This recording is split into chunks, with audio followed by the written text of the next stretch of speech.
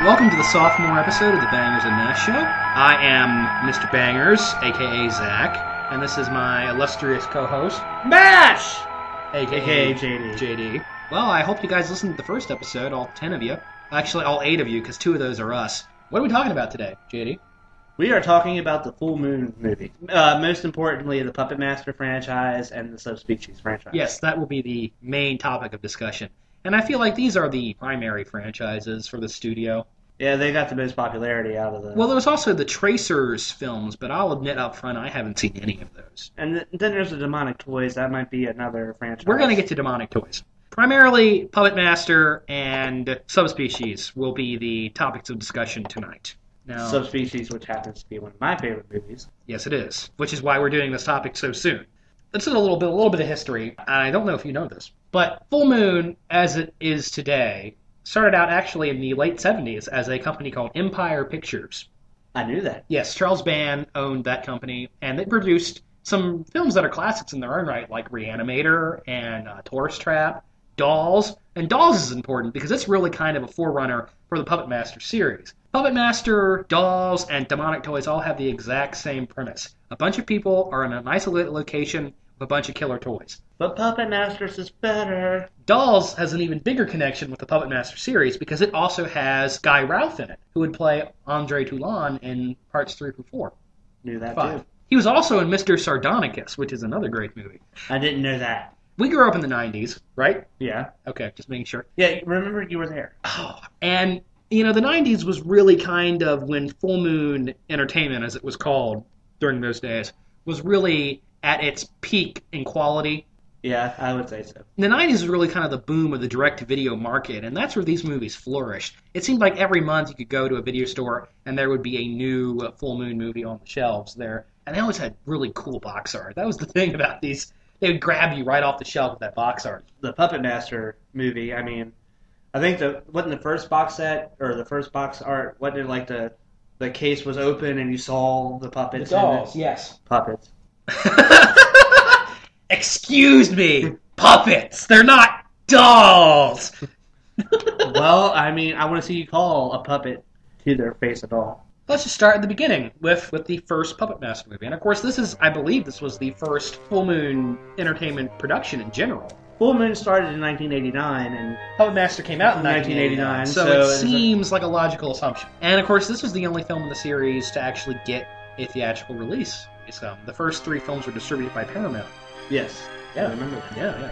Any thoughts, JD, on Puppet Master? Well, I really do like this movie. My favorite puppet would be Blade. Blade is a badass. Everybody loves Blade. I think Blade is the most popular puppet in the series. Well, that's because he's a badass. I mean, look at him. He's got a cool trench coat. He's got knives for eyes. Knives for hands.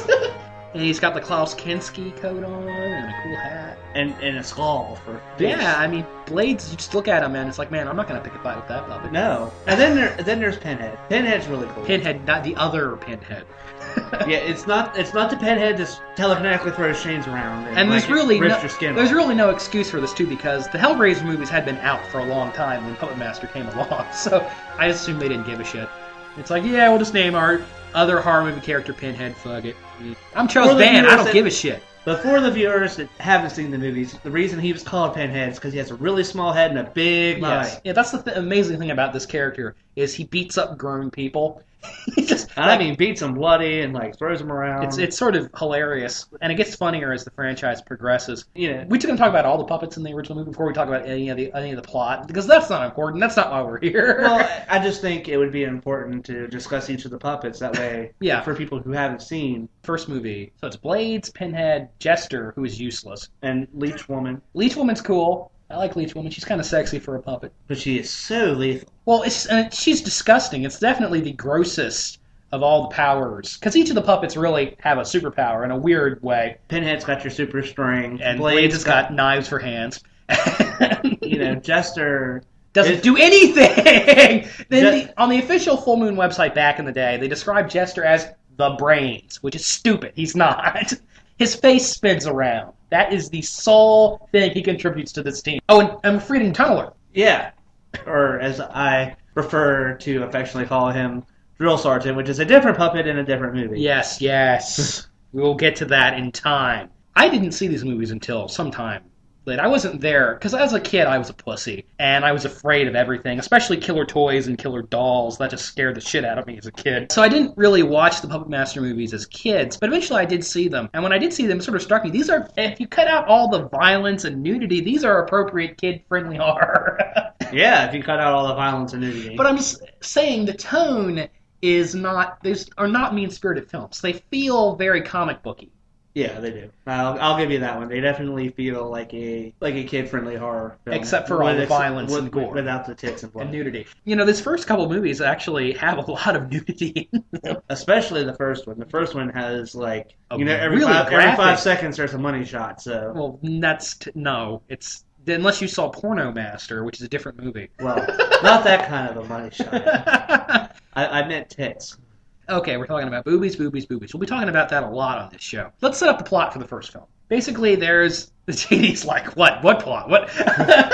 There's a plot? It doesn't matter, because the continuity gets screwed up throughout the whole series. Yes. This first film, it takes place in the Bodega Bay Hotel, which is, of course, a reference to Alfred Hitchcock's The Birds. Basically, weird shit's happening at this hotel, and all these psychics are invited. Or somebody dies. It was the friend of all the psychics. He died, and they're all gathering at the hotel for his funeral. But they're quote-unquote frenemies. Frenemies, yes. Nobody really liked this dead dude because apparently he was a real dickbag, as you will see as the film progresses. And then, of course, the puppets show up and people start to die. Especially the witch, which I for one stood up and cheered when she died. Oh, you mean the carnival psychic? The palm reader? Yeah, she always walked around like the incense and the feather. When she finally bit the big one, and she kicked Pinhead's ass before she died. I'll give her that. That's a cool scene. You know, this film opens with a sequence from the puppet's point of view. Pinhead as he's running around... No, it was Blade. Oh, excuse me, Blade, as he's running around the hotel towards the original puppet master played by William Hickey. William Hickey is first of several actors to play Andre Toulon. And, of course, he kills himself because, well, they don't really... The Nazis. The Nazis are after him, and he hides the dolls in the wall of the hotel. That sets it up. And the thing that's interesting about that opening sequence is you see a puppet in that scene that you never see again in the franchise. Yeah, it's like a little Chinese puppet. Like a Mandarin puppet. Yeah, you never see him again. Don't know what happened to him.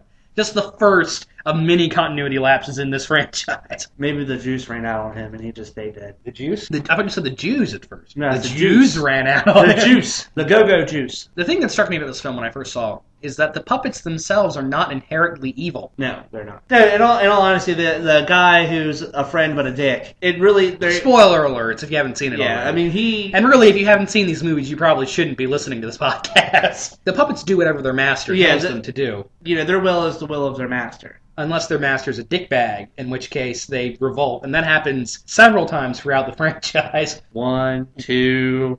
6, at least. It happens a couple of times. We'll discuss that as we get to those films. But this first movie is really kind of a fun film. These are fun movies. They're very lightweight entertainment. They're all very short. They're all like under 90 minutes long. Yeah, they're not very long. And the puppets themselves are just cool. I was talking about earlier how it's as if each of the puppet has superpower. And it really is kind of like a perverse, miniature, evil superhero team. It sort of feels like the Justice League of killer puppets. Even though these movies have kind of like a kid-friendly tone, there is still some pretty decent kills in this movie. And there's a great scene where the woman looks underneath the bed and the tunneler comes out and talk about a scene that would work great in 3D, coming straight at your face. Of course, right before that scene happened, the woman, who is very attractive, just finished having sexual intercourse with the dude who is still tied to the bed. And so she's down there getting her face drilled, and he's tied to the bed with blindfolded going on, like, what's going on? Sounds like fun. Am I missing out? And then he dies shortly afterwards as well. Because if you have sex in a horror movie... You're going to die. Unless your name is Sidney Prescott. Yes. I read a review from a blogging friend of mine who goes by the handle of Kernerex. He pointed out that the main character of the movie, the fat guy that kind of looks like H.R. Giger, named Alex, he doesn't do anything in the plot. You could remove him completely from the story and the plot would not be affected in any way. I agree. He does absolutely nothing. Falls down a lot. I seem to remember him falling down a lot in these movies. And he has a couple of dreams that kind of maybe influence the plot a little bit. He really doesn't save anybody. Yeah, like he does nothing to save anybody. He's not a physical hero. He's more of an implied He's not a hero at all. He does nothing throughout the plot of the film. Did they give a good reason why the puppets are killing people? other than the master tells him to? Why does the dead guy want these people dead so much? I forget. It's something about money or something. Something about money or magic, I don't know. Basically, at the end of the movie, you find out that the dead guy is still alive because Andre Toulon discovered the secret to life after death with his magical green juice that brings the puppets to life, also works on people. What happens is basically the villain of the film, whose name escapes me, we really should have done a better job of researching for this episode. He insults the puppets, he makes them feel bad, and they kill him. Essentially is what happens. I mean, well, they do more than kill him. They, like, rip him apart. They beat the shit out of him. Yeah, he gets his neck drilled into, and Pinhead, like, snaps his neck, and like, he gets cut his out. eyes gouged out, and Blade cuts off his fingers. He gets fucked up in this movie. These puppets will fuck you up. Oh, doesn't the leech woman, like, spit a leech down his throat or something? Yes, I believe that happens. These are not movies for thinking, cerebral films that have a lot of layers. They're pretty much just about watching cool puppets kill people. But there's a full moon atmosphere here. Again, my favorite word in the entire dictionary, atmosphere.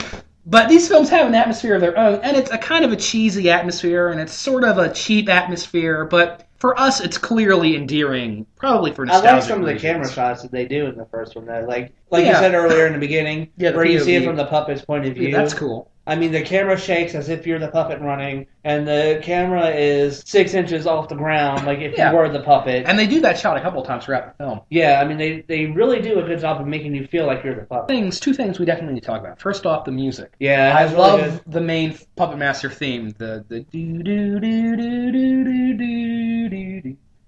Do do do do do do do do. Yeah. That would be the one. And the special effects in these movies, obviously. Puppets themselves are brought to life very convincingly in these first couple films, anyway. The stop motion is pretty cool in these movies. Yeah, at the turn of the 90s, stop motion was still around, but it was really being phased out. You didn't see it as you saw it in the 50s and 60s and 70s. These movies were kind of the last holdout for stop motion as a medium, I feel. The video zones, which is something else we need to talk about. This is something Full Moon was very well known for at the time. They kind of created the DVD special feature before DVD even came along, Yeah. And that was part of the entire Full Moon experience, the atmosphere, if you will. There were trailers for more Full Moon productions at the beginning. There was that really cool logo. There was the movie, and then there was the video zone afterwards, which was narrated by this awesome guy with an awesome narrating voice.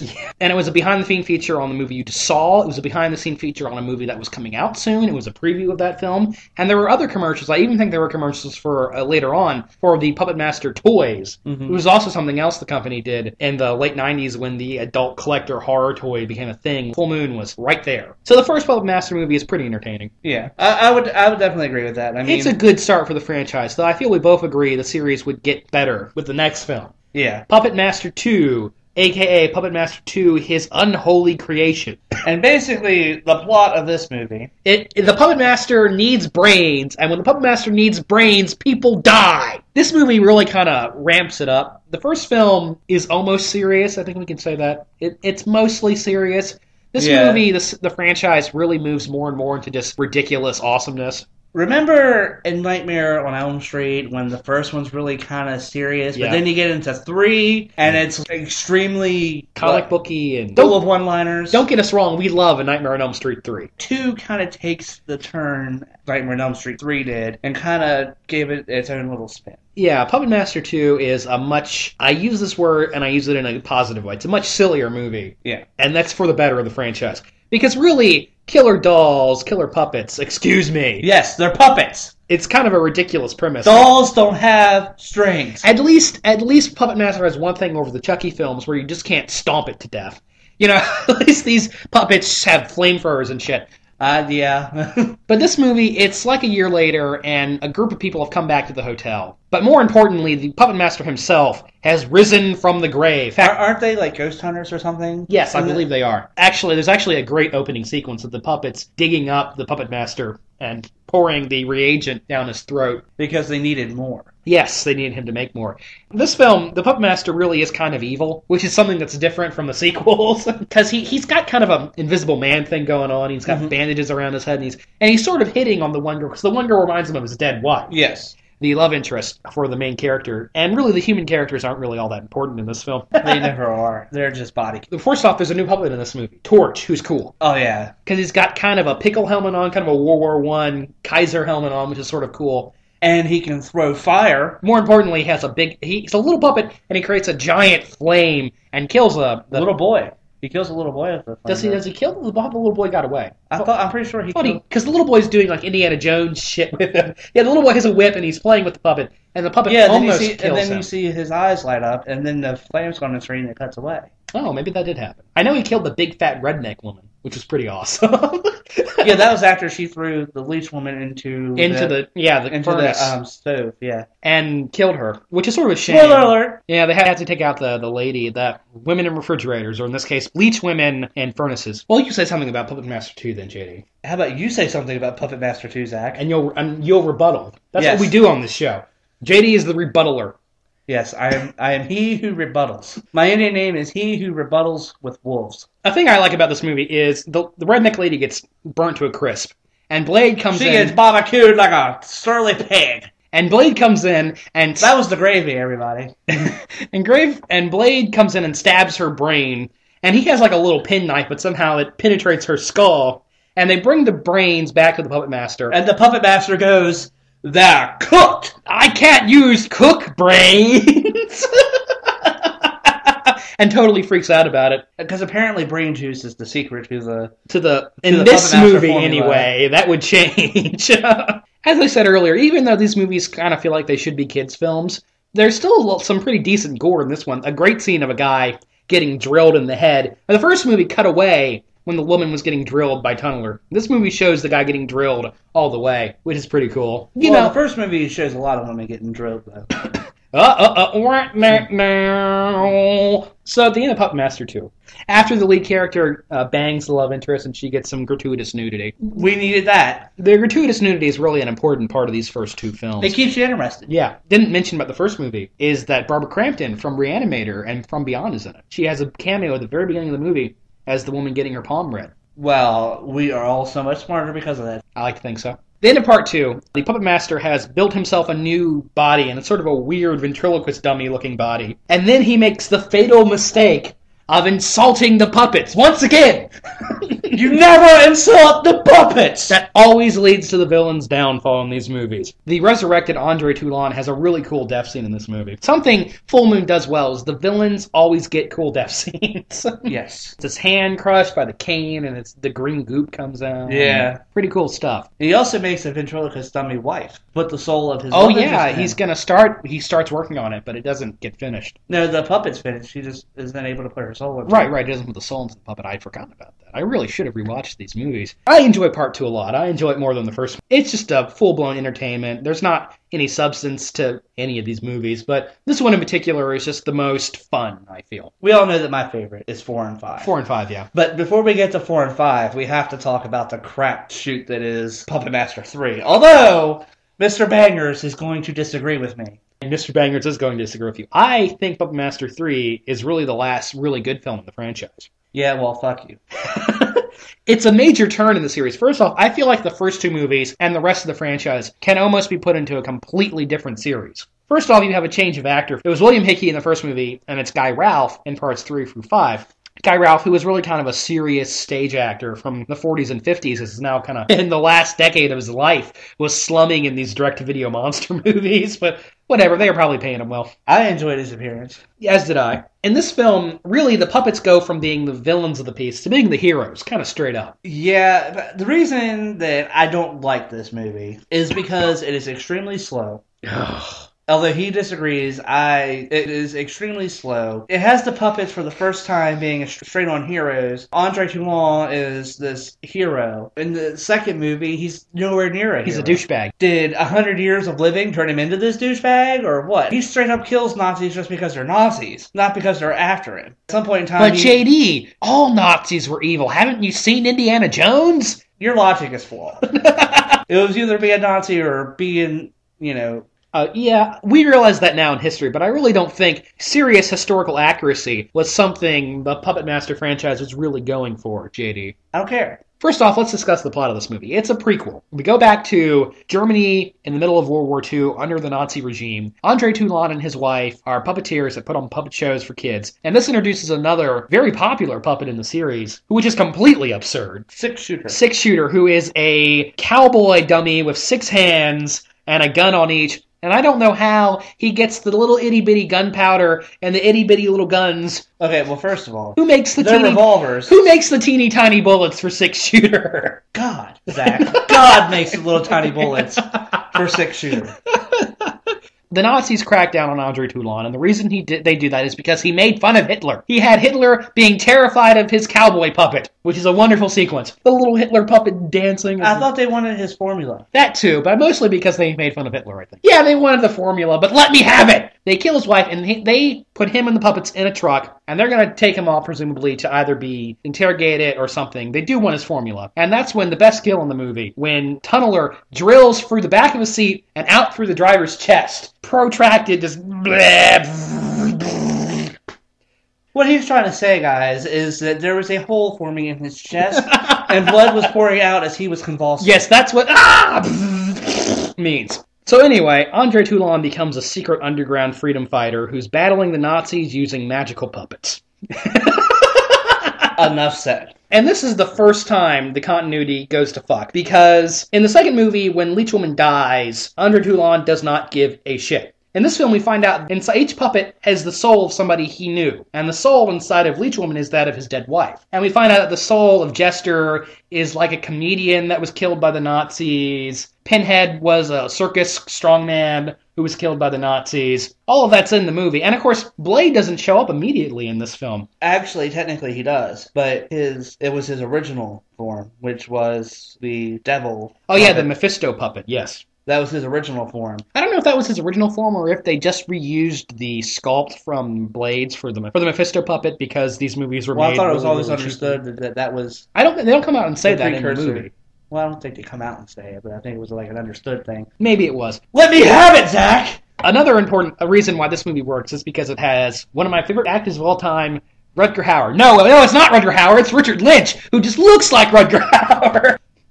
Sure, you're all laughing along with me. Fuck you. I can cut this out and re-edit to make it sound like you're laughing at my lame jokes. I have that power! We're not laughing with you, Zach. We're laughing at you. Anyway, Richard Lynch plays the bad guy. He's the evil Nazi Gestapo who's hunting down Andre Toulon. And he has the black trench coat and the black hat, and he looks like Klaus Kinski. From the minute he walks on screen, we as viewers going, oh, well, this guy is somehow tied into the creation of Blade, as we find out later. And that doesn't make any sense. Why would Andre Toulon make a puppet that looked like the person that's trying to kill him? Because it was cool? Yeah.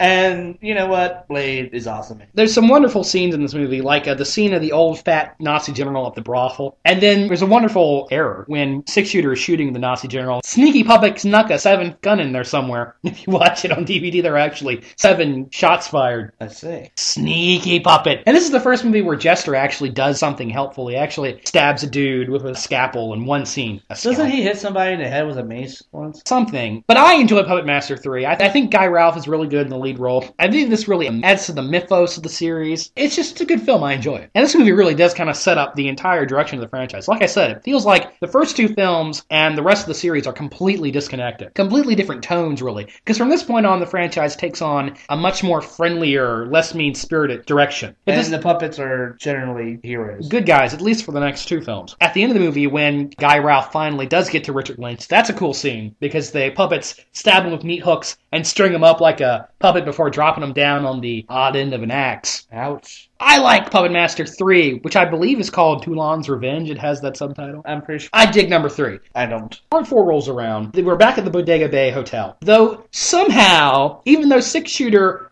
first showed up in the 1940s, was not in the last 2 movies, somehow he's in Part 4 back in the hotel. Even though Part 2 ends with the woman having the dolls in the van and driving off with them, somehow they're back in the hotel. Did I mention this franchise has a really shitty continuity? Yes. Yeah, the continuity really goes completely to shit here. I can just see Charles Band going, yeah, do something with the puppets and the, hey, I don't even care. Charles Band. You know, he charges $1 million for a DVD. He does now, yeah, on his website. And the thing with Charles Band is back in these days, these rumors have never been confirmed. But one of the reasons why people say the company went belly up is because Charles Band would do things like raise $50,000 for a movie, then make the movie for $10,000 and just pocket the rest. I have it on a real word from a number of real people who've worked in Hollywood that Charles Band has screwed a lot of people out of money. I mean, the dude bought a fucking castle, so... He had to be making money somewhere. Yeah. So, part 4, we're back in the hotel, the puppets are back. This film introduces an arch enemy for the puppets, which is basically the devil. Sutek is the name of the evil demon, and his little diminutive servants are called totems. And these are kind of weird-looking gremlin sort of things. But anyhow, they're cool-looking, and the puppets have an all-out battle with these things, and it gets gratuitous and awesome, and... I forget, which puppet was it died in the fourth one? I don't remember. I think they all lived, dude. No, there was a puppet that died in the fourth one. I just don't think Leech Woman's in it. Okay. Basically, the plot of this story is Sutek wants Toulon's secret. Because apparently demons don't have eternal life. The second movie sets up that the secret to the revivant comes from ancient Egypt. Yes. These demons, even the name Sutek, that really sort of ties in the fact that these are somehow related to Egyptian mythology. And they want the formula back, I think is what it is. Or that's what it is, yeah. Toulon stole the formula from the demons, and they're pretty pissed about it. But nonetheless. And Sutek is actually played by a guy in a suit. He's not a puppet. Yeah. There's a new main character introduced, Rick Meyer, which becomes the new puppet master. And since he's a benevolent dude, the puppets... A benevolent dude. I'm a benevolent dude. Since he's a benevolent dude, the puppets become good and are fighting the evil demons. This is really kind of where I sort of started to lose interest in the franchise, because it really stops being a horror film at all here.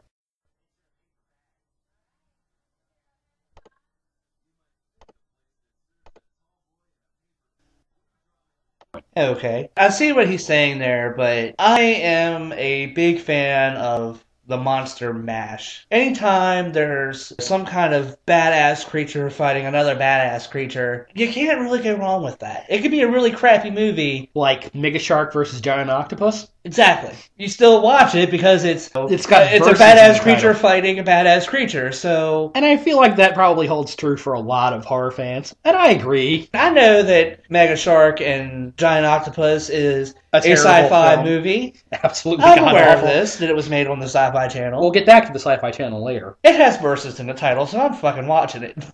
Who Puppet Man? Oh, we didn't talk about Decapitron! He doesn't come around until the fifth. No, he's in 4. Oh, that's right. He kills off the demonic toy in 4. Decapitron is an idea Charles Bandon's had floating around in his brain for a long time. He originally wanted to make a completely separate movie called Decapitron. And you can find production art of that online. On a great blog called Video Junkies Strike Again, they have a recurring feature called Movies That Never Were. And they show you basically advertisements announcing films that eventually never got made. And one of the ones in there is Decapitron. And it's a puppet that can switch heads. And each of the heads do something different. He has one head that looks like a mannequin head, like a plain mannequin head with no eyes or anything. And then it does something really cheesy because the head turns into Guy Ralph's head. Yeah, it morphs into Guy Ralph. And then... So Andre Toulon can communicate directly with the newest puppet master. It's like TV head. A weird visor head, that can see through walls and stuff. But the main head is a head that shoots lightning. It's got like a pyramid with like 4 antennas around it, and it shoots lightning. And something I remember from this movie is 6-Shooter makes a lasso and throws it around the last totem, and then Decapitron shoots it with his laser vision, and it explodes. And you see Sutek go, Aah! Yes, he screams, and then the rubber mask doesn't move very well. Have we made it apparent that we love these films? That full moon atmosphere, it's cheesy as fuck, but you just gotta go with it, man. And either you dig it or you don't dig it. And we digs it. Right on! I dig it. Part 5 is a direct sequel to Part 4. In fact, I think Part 4 even ends on a cliffhanger, doesn't it? Yes. They're unable to get out of the hotel for some reason. They're trapped in there. And Part 5 picks up directly where the last one ended. Except, somehow Torch is now back in the plot. He just randomly shows up somehow. They don't explain why. In fact, they act like he was always there. It's almost like before they make each movie, they put a poll out and say which puppet do you want to see in this movie? That is exactly what it's like, regardless of plot or anything like that. They made a decision, okay, Torch was really popular in Part 2, he wasn't in Part 3, wasn't in Part 4, we gotta bring Torch back, and it doesn't matter if it doesn't make any sense. And I think this movie even retcons the elements of Part 4, doesn't it? It adds stuff in there that wasn't apparent in the last film. All I remember is they had basically like a last time on Puppet Master. Yes, really, it feels like a TV show at this point. I will give Zach that one. That's probably a stupid thing that they say, last time on Puppet Master. Previously on Puppet Master.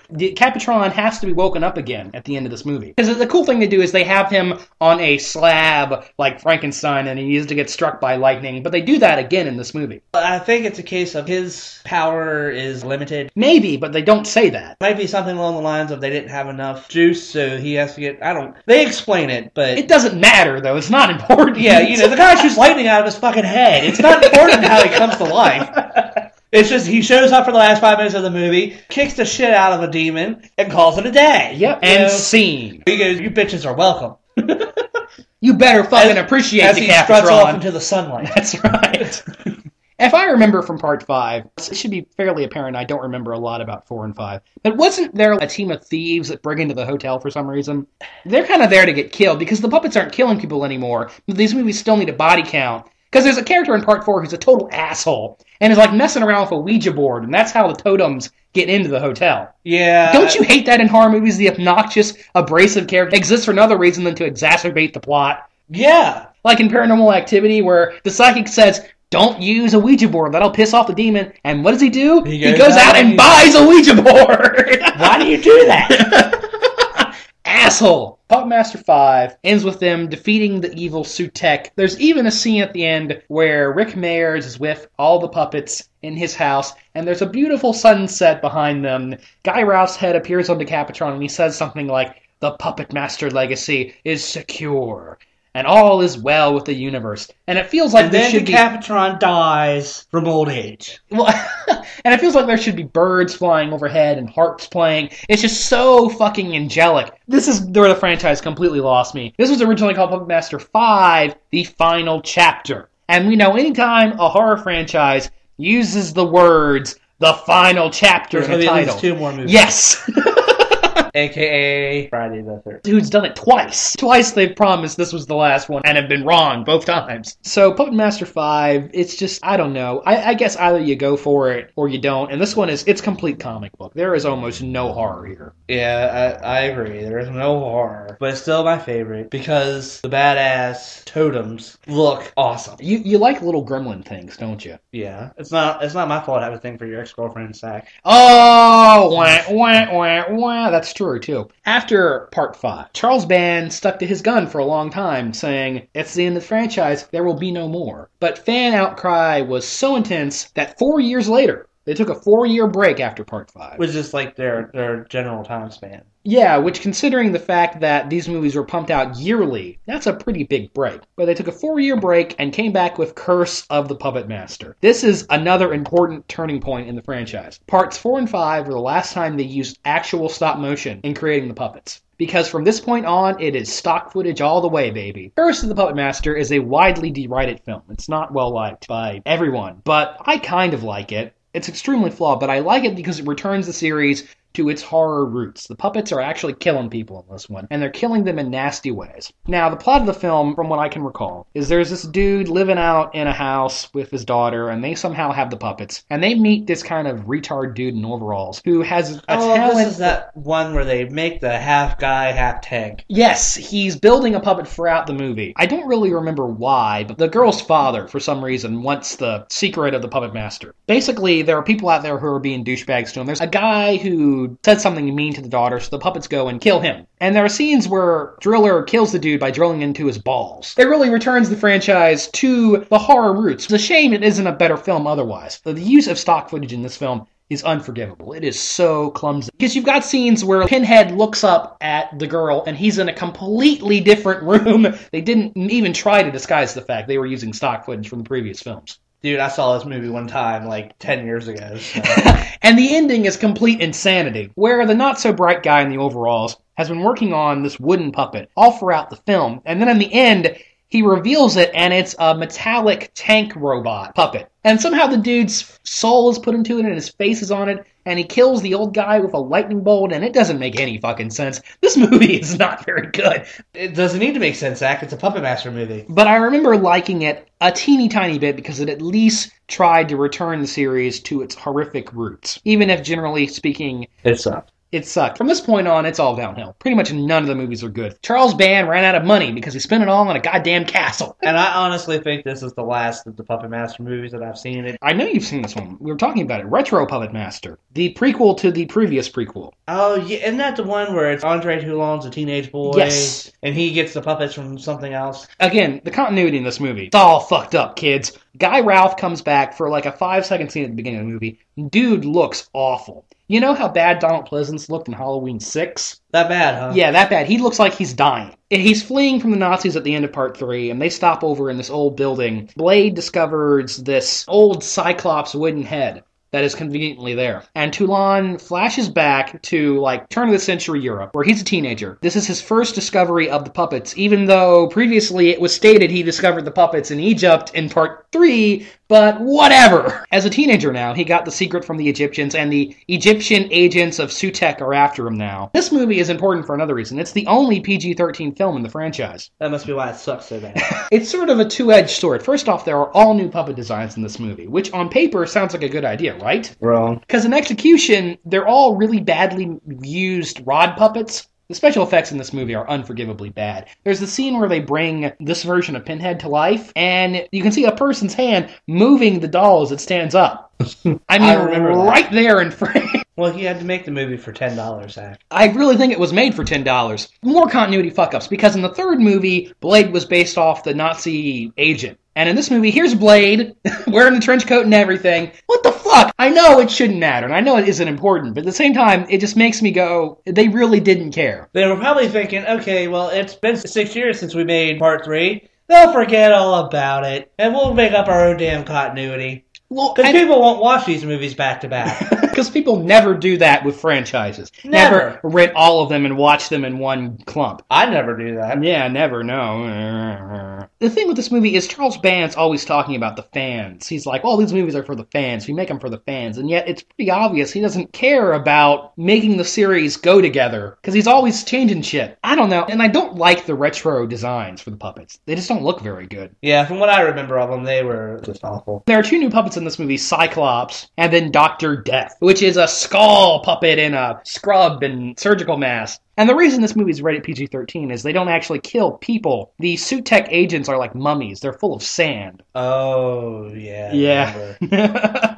Retro Puppet Master, I think, of the official films, I feel it's the worst. Which is really saying something because these last couple movies in the series, they're all shit. Full Moon, they had a couple of different name changes. They went from Full Moon Entertainment to Full Moon Productions, and now they're Full Moon Features. Something we didn't talk about. We'll talk about this briefly. Full Moon had a bunch of different subsidiaries. Do you remember Moonbeam Entertainment? The kid-friendly section of the company? Yeah, they made like Prehysteria. Prehysteria and Pet Shop and Remote Control. It was almost the exact same premise as the horror movies. The idea that it was little animatronic creatures. Instead of little puppets, they were little dinosaurs. And they were all named after pop stars. I don't remember that. Well, the T-Rex was named Elvis, and the Triceratops was named Hammer, the Brontosaurus was named Madonna, I think, and the Pterodactyl was named Paula. You want to talk about a movie you haven't seen in a long time. I really haven't seen that movie since I was like 10. I actually own it. VHS copy on the shelf over there. Nerd! Charles Band just loves little things. Because another early hit for Empire was Ghoulies. I've just seen that movie recently. I've actually never seen Ghoulies. I don't know what Charles Band's obsession with little things is. Maybe it's just... He's compensating? I think if he was compensating, there would be giant monsters. Well, maybe... I don't know. Let's not dive into the psychology of Charles Band. Though we totally could. I mean, we could probably do a whole episode. That would be on topic. I hear he's really nice to his fans, but like I said, don't work for him. And if he's listening to the show, he will never, ever, I'll never work with you! 1999, Retro Puppet Master, kind of the end of the franchise for a long time. And then the series resurfaces kind of in 2003. Now, by 2003, Full Moon had no money. Like, nothing. And they started releasing compilation tapes. I said they used a lot of stock footage in their previous couple films. At this point, they just stopped apologizing for it and said, yeah, fuck you, here's a shitload of stock footage. And that's where Puppet Master The Legacy is born. Now, have you seen Puppet Master The Legacy? I mean, you don't have to because it's literally the last 6 movies together. Yeah, I don't think I've seen it now. The premise of the movie, and it is a thin premise, is this sort of sexy secret agent lady shows up at the Bodega Bay Hotel. Do you remember the commercial for the Puppet Master toys? And it would open with that stock shot of the hotel? Yeah. That's that shot in this movie. Basically, she has hunted down Andre Toulon's assistant from the third movie, the little fat boy that he makes friends with in part 3, who's now an old man. She tracks him down and basically drills him for information, basically holds him hostage, and makes him tell her the history of the series. Now, this movie tries to do something interesting. It fails utterly at it, but it tries. It basically rewrites the entire history of the franchise and says, okay, you know why the continuity never made any sense in these movies? That's because they weren't in order, kids! According to Puppet Master Legacy, the order of the series is Retro Puppet Master comes first, then Part 3, then Part 4 and 5 and 6, and then 1 and 2. And the movie tries to make the case they became sick of being immortal, even though the previous films established that they're not immortal. They'll die if they don't get their injections. But they're sick of being immortal. That's why in 6, 1, and 2 they revolt against their masters and kill them, and why they're super friendly with their masters in 3, 4, and 5. This is the plot they try and come up with. Of course, this still doesn't explain why there are different puppets in each movies, why Andre Toulon doesn't give a shit about his wife's soul. It's attempting to fix a broken jigsaw puzzle. That sounds stupid, and I probably won't watch it. I mean, you don't even need to. And it's not even footage from all the movies, because the first and second film were still, owned by Paramount at the time, so they couldn't even use footage from the first 2 movies. Wow, copyright laws are weird. And there's only one new shot of a puppet, and it's Blade at the very end. At the very end of the movie, the puppets kill the lady that's interrogating the guy, and you can see the rods moving Blade. I hate it when they fuck up like that. Puppet Master Legacy is just, literally, it's a clip show. And it doesn't fix continuity errors at all. It doesn't even try. Well, it tries. It just... Basically, what he's trying to say is the continuity is so screwed up that even Full Moon can't tell you what it is. Exactly. Long break, and I believe Full Moon Entertainment, or whatever the fuck it was called at the time, went out of business. It ceased to exist. It was sort of up in the air. All the DVDs were out of print. Charles Band kind of went into seclusion. I think he even had to sell his castle. From what I remember reading about, there was actually a police raid on the castle because he owed money on it. Wow. For a long time, Full Moon went away entirely. A couple years ago, Full Moon returns and starts making complete total fucking schlock like The Ginger Dead Man and Evil Bong. I haven't seen any of those movies. I want to see Ginger Dead Man because it's got Gary Busey in it as an evil gingerbread cookie that kills people. And I want to see Evil Bong because it's an evil bong that kills people. Yeah, either these are the greatest films ever or they're the worst films ever. And judging by the quality of the trailers, I'm leaning toward, not leaning towards greatest film ever. And they've made 3 Ginger Dead Man movies. Can you fucking believe it? They made 2 Evil Bong movies. Yeah. What was the name of the sequel to Evil Bong? King Bong. That's what it was. I know this because I used to work at a Blockbuster audience, and we had it in the horror section. And the cover of the DVD said, in big letters, King Bong, Evil Bong 2, in 3D! And then in tiny little letters underneath of that, if you're stoned! Wow. So it's out of this environment that a new Puppet Master movie resurges. And I feel like it was inevitable. If Full Moon came back, the Puppet Master series is going to come back too. It's a star franchise.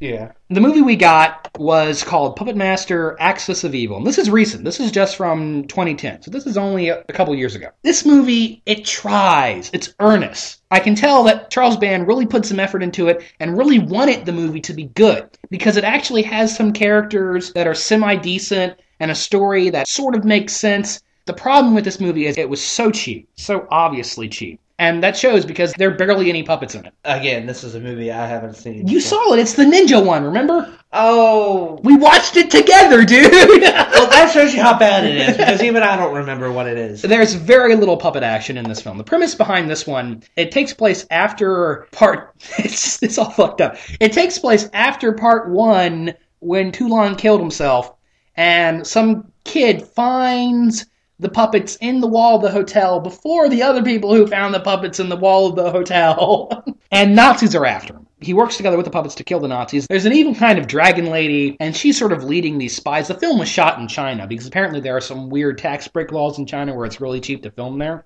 And there's a new puppet, there's a ninja puppet. Film ends on a cliffhanger, which I thought was obnoxious. Obnoxious? It was... obnoxious. Like I said, the movie, it's trying. You can see that Charles Band actually put some effort into this. Unlike the last 3 Puppet Master movies where he clearly didn't give a fuck. He actually was trying to make this one good, but he just didn't have the money. I can't say it's a good film. I can say it tries, but it's not a good film. And the fact that it ends on a cliffhanger is frankly contemptible. Basically, they kill the bad Nazis, but the Nazis still get away with a couple of the puppets. And that sets up a new film. Is that where the Mandarin puppet goes? And the Mandarin's in the movie, too. They reuse that footage from the first film. They still don't tell you what happens to it. But the film ends on a blatant cliffhanger, which is going to hopefully be resolved in a movie coming out this year called Puppet Master 10 or Puppet Master X. Puppet Master X. The subtitle being Axis Rising. I don't really have any info on this one, but they've shown us a picture of a new puppet, and it's an evil Nazi tank puppet. So I'm assuming the premise is the Nazis actually get a hold of the secret to the puppets and make their own. Which sounds kind of cool, but you know it's not going to have any money behind it, so it's probably going to be as bad as the last one. And judging from the scene of the puppet, it's not going to be good. Yeah, these movies start out so fun. Do you think it's nostalgia clouding our views? Were they always kind of shitty and we just liked the older ones better because we were kids when we saw them? Well, I mean, we recently rewatched the first three, and I feel these films, the early films, hold up. The first three do for me anyway. Yeah. And you can get a triple feature DVD now that has 4 through 6. I might just do that. I might grab it too just for the fuck of it.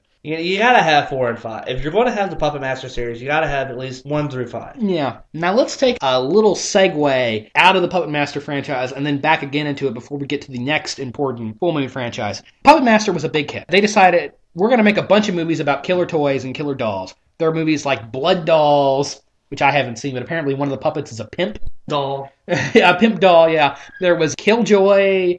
There was one that was about a black doll that was killing people. Remember in the 90s when Power Rangers was a big hit and Saban made VR Troopers and Masked Riders, shows that were pretty much ripoffs of Power Rangers. Yeah. But because they were done by the same company, you couldn't really call it a real ripoff, just kind of a repeat. Yeah. Full Moon did the same thing with Puppet Master. And one of the movies to come out of that environment in 1992 was Demonic Toys. Same premise as Puppet Master, except instead of it being an old mansion like in Dolls, or an old hotel like in Puppet Master, it's an abandoned warehouse. And anybody who's seen a lot of direct-to-video horror movies knows that the abandoned warehouse is where evil dwells. Amen, brother. And trust me, I've seen plenty of straight-to-video horror movies. Especially since we're doing the Full Moon search. With this movie, somehow there's like some satanic ritual going on in this old abandoned factory, old abandoned warehouse. And obviously there are toys there, and thus the demonic toys. And there's a killer Jack in the Box. There's a killer baby doll which swears, which is hilarious. There's a killer teddy bear which is called Grizzly Bear. Get it, get it, get it, whoop, whoop, whoop, whoop. And there's also a tank. It's a dude and a pregnant lady, and then at the end of the movie, the pregnant lady gives birth to a tin soldier that kills all the evil puppets. How the hell does that even happen? There's an explanation, kind of. I don't remember what it is. And you want to talk about a continuity fuck. In this scene, there's a security guard watching on TV one of the Puppet Master movies. So does that mean the Puppet Master movies are fictional within the Demonic Toys universe? Then how is the next film possible? Blah! Oh. So Demonic Toys, it's a hoot. It's fun. It's sub-Puppet Masters. But this was back when Full Moon movies were still kind of well done. And of course, an important thing about Demonic Toys, it was written by David Goyer, who would go on to write The Dark Knight and Batman Begins and the Blade movies. He's a big-shot Hollywood screenwriter now. He wasn't back then. Yeah, he wrote Demonic Toys and Arcade, which is a Full Moon movie I haven't seen. Something that Full Moon promised in the late 90s when they were still in business was a movie called Puppet Master vs. Demonic Toys, which seems natural, right? That these two franchises would meet and fight. And at one point during a toy fair or something, they even showed off action figures for the movie, and it was going to be mecha puppets, like cyborg Puppet Master puppets. The company went out of business, and that movie didn't get made. But it did in 2004, and this is a movie so shitty, even Charles Band says no, it's not canon, it doesn't exist. And that's because it wasn't actually done by Full Moon. This was a Sci-Fi Channel production. Oh boy. That means it was grade A. Yes. Corey Feldman's in it. Oh, now we're talking A+. Yeah, Corey Feldman's in it, and Vanessa Angel, the hot chick in her underwear from Spies Like Us, is in it. That's the cast of the movie. And I don't even fucking remember the premise of this. It's something like an evil demonic toy company has the toys, the demonic toys. This is really more of a demonic toys movie. The puppets are in it briefly. Corey Feldman plays the great-grandson of Andre Toulon, which makes no fucking sense because it's clearly established in part 3 that he doesn't have any kids. From what I remember, and my memory is sketchy. But it's something like Corey Feldman has the Puppet Masters, the evil toy company has the demonic toys. The evil toy company wants the Puppet Master toys. So they're out of commission throughout most of the movie until the very end when they become cyborgs and save the day in a very unconvincing action scene. This film is terrible. Absolutely no reason to see it. If you've seen a shitty Sci-Fi Channel movie from the mid-2000s, you know what to expect. This film, it's an embarrassment to Full Moon, which is saying something. So that's it for the Puppet Master franchise. And now we're going to talk about the other really important Full Moon franchise. Which is my favorite vampire movie series of all time, Subspecies. Oh yeah, Subspecies. Radu is one bad motherfucker. Radu is pretty cool. He's the central figure of this film. He's an evil vampire prince. And he was the Buffy bony-faced vampire before Buffy was around. Well, I really think that was kind of stolen from Nosferatu, which predates all of us. Yeah, but Nosferatu's stupid and silent, so... I'm going to make you watch silent movies someday, JD. I'm going to get you to do it. I'm going to trick you into doing it. I'm going to lead a trail of X-Men comics into a silent movie theater. And then I won't pay attention to it. I won't know that it's on. Because it doesn't have any sound. The first Subspecies, I believe the premise is, a group of sorority girls are vacationing to Romania, and just happened to stumble upon this village, which has been under the curse of this evil vampire for a long time. And Angus Scrimm, a.k.a. Phantasm's the Tall Man, has a very small role. He plays Radu's dad. Who gets killed in like the first 10 minutes, right? By Radu. Yeah. Pretty much the central MacGuffin of the film is this item called the Bloodstone, which is this powerful stone that makes the vampires immortal or super strong or something, right? No, it drips blood. Yeah. So they don't have to feed on human blood as long as they have the bloodstone. Mm-hmm. So you can imagine how important this is, and it also gives them some kind of ungodly power. Yeah, it does give them superpowers. There's something, basically the Bloodstone, it can do anything. It's a straight up MacGuffin. Yeah. And Radu sure as hell wants it. Okay, you've seen these movies more than I have, so... Basically, in the first film, Radu kills his father to get the Bloodstone. Right. Angus Grimm has two vampire sons. I forget the other one's name. Yeah, but because he's normal looking. He's not as old as Radu. No, they're the same age. Oh. What it is since Radu went on a path of evil or something like Even that. though vampires are kind of, you'd think they're pretty much they're evil. inherently evil. Yeah. But anyhow, somehow, somewhere down the line, his Radu actions... was so bad that his badness showed up on his face. Yeah. Actually, I think that's pretty much the how they explain it. Yeah. Nonetheless, Radu's a badass. He's got long hair and big fangs and crazy fingernails. He's got 9-inch long fingers, okay? Would you say he has 9-inch nails? Wah, wah.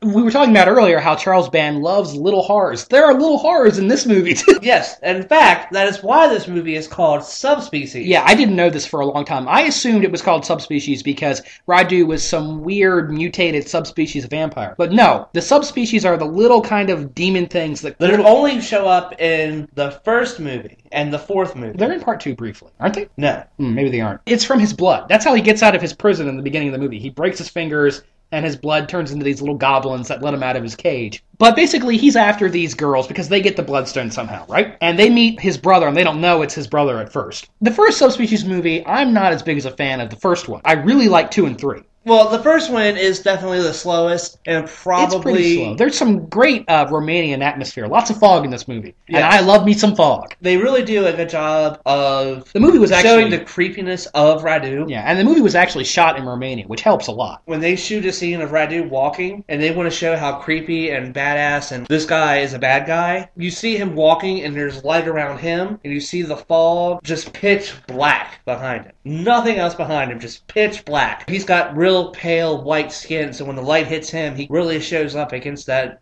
It's just, he's creepy. And he's got a spooky voice, too. He talks like this with a weird accent. Or something, right? Hang on, I can do it. Just give me a second. Okay.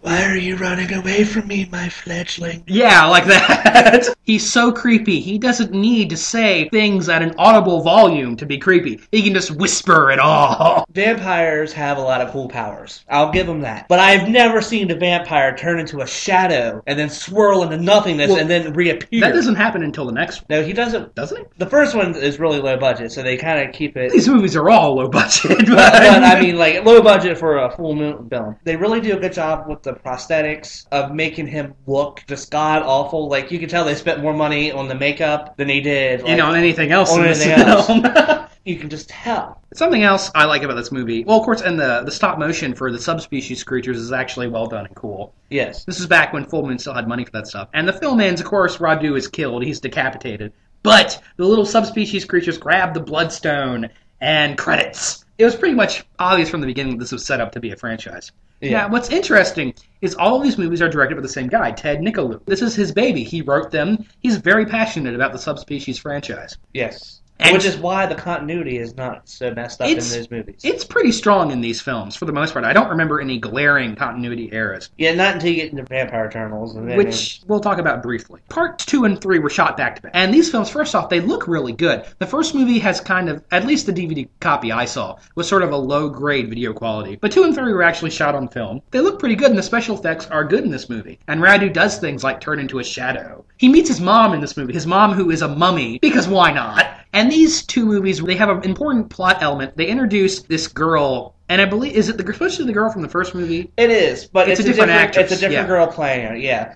What's her name? Michelle. Michelle. She kind of becomes the protagonist to Radu's antagonist. And what's interesting about this movie, especially in part 3, Radu kind of falls in love with her. These are horror movies. They're not romantic vampires. It's suggested enough that it sort of adds to his eventual downfall. Part 2 is basically Michelle escapes Radu after he awakens. He awakens and kills his brother. When the sister finally comes to, we'll call it Transylvania, because I'm not trying to say Budapest or whatever it's called. Her sister For all intents and purposes, it's Transylvania. Yeah, when her sister gets to Transylvania, chaos ensues. Yes. He tries to get her, and she plays it safe. And in a lot of ways, Radu is trying to seduce Michelle. He's like a really bad stalker.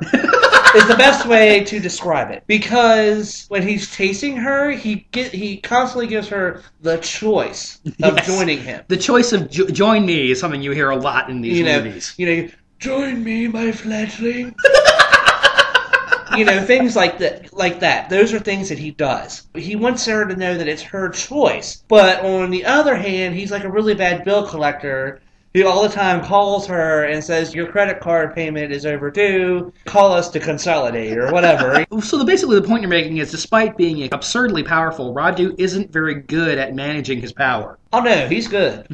They explain it as it's something along the lines of where if he forces her, the bond won't be as strong because Michelle's a vampire at this point, right? Doesn't she get bitten at some point? That's why he calls her his fledgling. Oh, okay.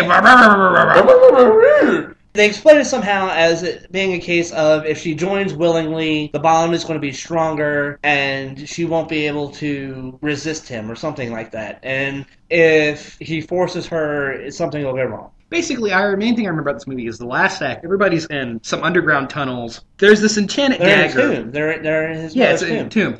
One of the things I love about horror movies, and this goes back to the universal cycle and continues to this day, is that every movie ends with the monster being killed until they come back in the next one. The first movie, Radu is decapitated. In this one, he's stabbed with a magic dagger. Which, speaking of production values, I want to point out that the part in the beginning where he comes back to life is awesome. The veins come out of his neck, they grow and attach to his body, and they drag the head into place. It's interesting. These are actually, effects-wise, these are pretty well-done movies. The first 3. Part 2 also ends on a cliffhanger. And part 3, as I said... we weren't done talking about part 2. Okay, continue. I mean, if we're going to talk about the Subspecies movies, we're going to talk about them, okay.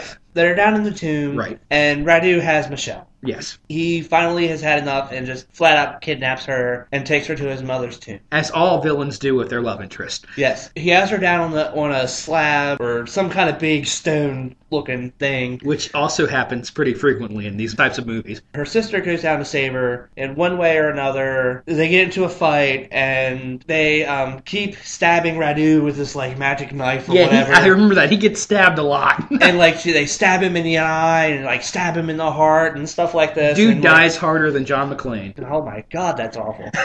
Anyhow, he basically dies. I forgot to tell you this part. They find this doctor who knows all about vampires. Yes, the doctor.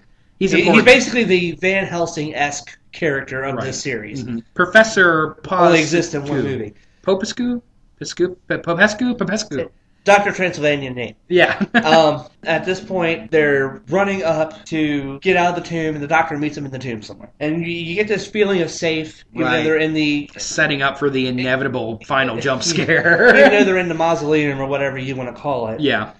You still feel this feeling of calm and safe. Radu's dead. Of course he is. So, you're like, oh, yay, safe.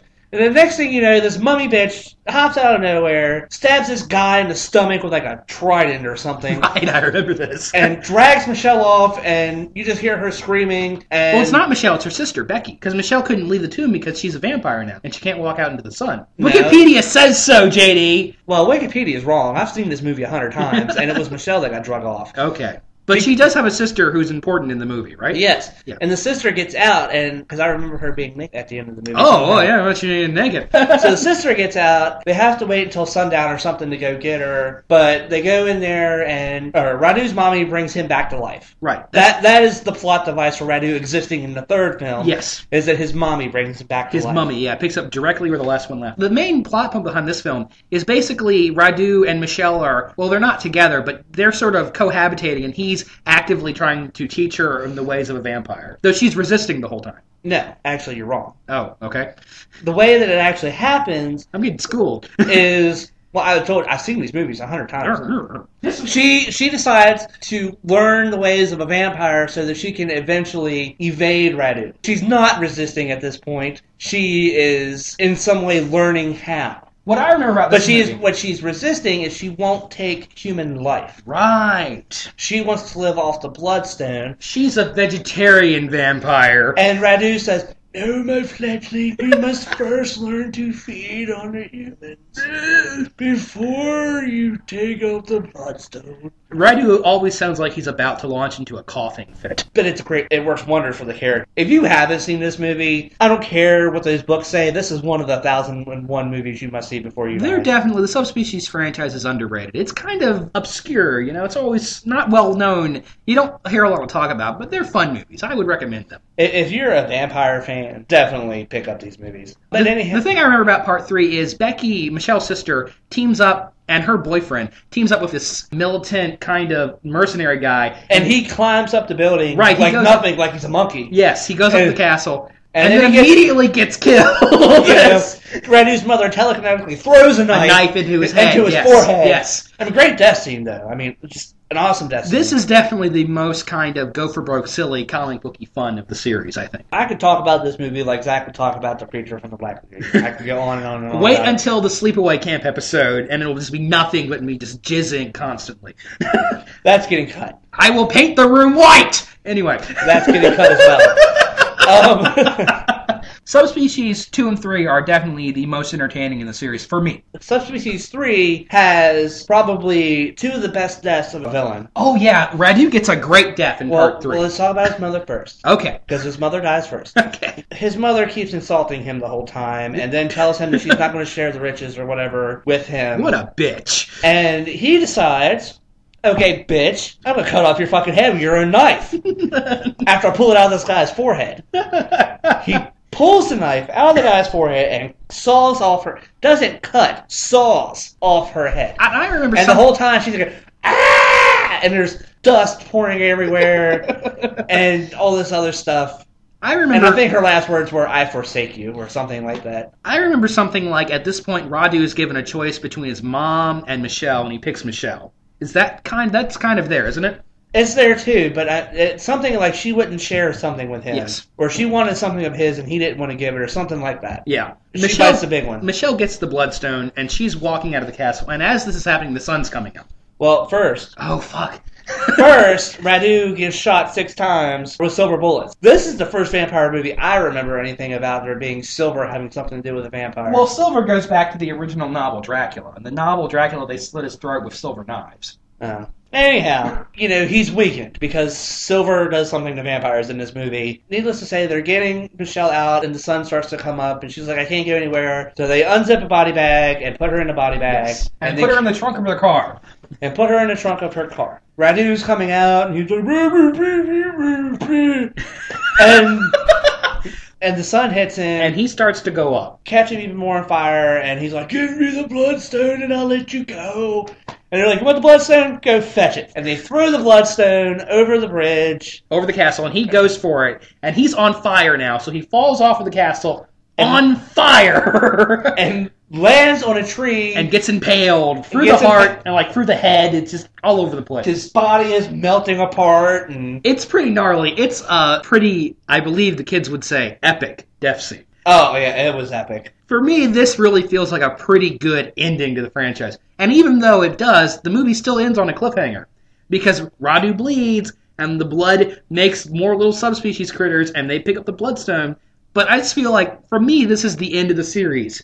Even though there's another movie, which I do not like at all. The fourth film is probably slower than the first film. Well, technically, Vampire Journals came out before this one, but Vampire Journals has nothing to do with Radu. Kind of. It's a spin-off, straight up. Has very little direct connection. This movie begins by changing the ending of the last one. Radu isn't impaled on a tree. He's on fire, and he escapes out of the sun. And then, what really pisses me off... No, he falls out of the tree into the river. Right into the river and then gets out of the sun. What kind of annoys me about this movie is we didn't talk a lot about Becky and her boyfriend in the last film, but they were important characters, and they were likable characters, too. Mm-hmm. And this movie begins by killing them. Off screen. In a car crash. Yeah, they die in the car crash at the beginning of the movie. Nobody but Michelle lives. From right there, the film kind of lost me. It's sort of like, well, this is kind of mean-spirited, and I'm sort of out from this point on. Well, in all fairness, I will put it this way. Zach watched the last 3 films, possibly all 4 films, back-to-back. Because I am an uber nerd, and I have the Subspecies box set. He got the box set at a yard sale for a great price. Oh, what was that? Was it like $1? Is that what I said? Yeah, it was $1. And on the Full Moon website, there are $50 to $60 for all 5 movies. And he got it for $1 at a yard sale. Fuck yeah, nerd fine. What it was is this woman had bought it for her son or something, and isn't what he wanted. Her son wasn't cool like we are. Or he already had it, or something along those lines. So it had never even been opened, and she had $1 on this thing, didn't know what she had. Yeah, it was a good find. The plot of part 4 is everybody dies in the car crash. A random chick finds Michelle, takes her to this doctor's house. I don't know, this guy is kind of a bad guy, but he's trying to cure her of her vampirism. Oh, he's a vampire himself, okay. Yeah, he's a vampire himself, and he cured himself somehow. Sort of, halfway cured himself. Somewhere in her blood is the secret to the cure, or something along them lines. And he's trying to get the bloodstone from Radu. Basically, this movie, it feels to me less like a proper Subspecies sequel and more like a Vampire Journal sequel. Radu goes back to Budapest, whatever the fuck it's called, and basically he teams up with Ash and Ashy's chickie lady. They dominate way more of this movie than they should. Yeah. There's 3 subplots going on in the movie. Yeah, there's a lot of story in this film, to the point where I flat out don't remember most of it. You had the doctor and his story about trying to find a cure and trying to get the bloodstone and all this other stuff. And then you got the plot of... Basically, Ash and his fledgling want to kill Radu because he's standing in his way somehow. Yeah, but then they have to try and get somebody else to do it. Yeah, it's convoluted. The girl who discovers Michelle, Anna, becomes kind of the protagonist. Michelle is sort of unconscious throughout a lot of the movie, isn't she? I seem to remember that. Yeah. And the production values took a big drop down. Not only that, but this movie came out 4 years later, and you could tell that the people had aged 4 years. But you could tell, like, Michelle was aged 4 years. Even though it picks up immediately after the end of the last one. I don't know. And, of course, the one thing that is sort of definite about this movie is Radu is dead at the end of this one. They cut his head off, they put a stake through his heart, they impale his head on a pike and burn it. There's no last minute Radu's gonna live at the end of this one. He is dead. Which is fine with me, because even though I love Radu like I'd love my brother. It's a weird thing he has going on here. But he was a pussy in the 4th film. I mean... He doesn't do a lot. There's not a lot of Michelle and Radu in this one. It's mostly about the Vampire Journal characters. Which makes me think they should have just made a fucking Vampire Journals 2, if they were going to do that. Yeah, it was awful. This movie feels so much cheaper than the last 2. It really is a problem. Now, we're going to talk briefly about Vampire Journals, which is a spin-off to Subspecies. It's in the same universe. It's about the character of Ash. It's mostly about this vampire, but he's also a vampire hunter named, well, he's named Zachary, and he's got a cool sword. He meets up with this pianist. A pianist. Zachary falls in love with a piano player who's pretty, and I remember this actress giving a good performance. In fact, giving a performance much better than the material deserved. And I don't know, Zachary's pissed off at Ash. I don't remember a lot about this movie. I remember liking the actress who played the piano player, thinking she gave a good performance. Overall, finding the movie, likable enough, but it's a trifle. You don't really...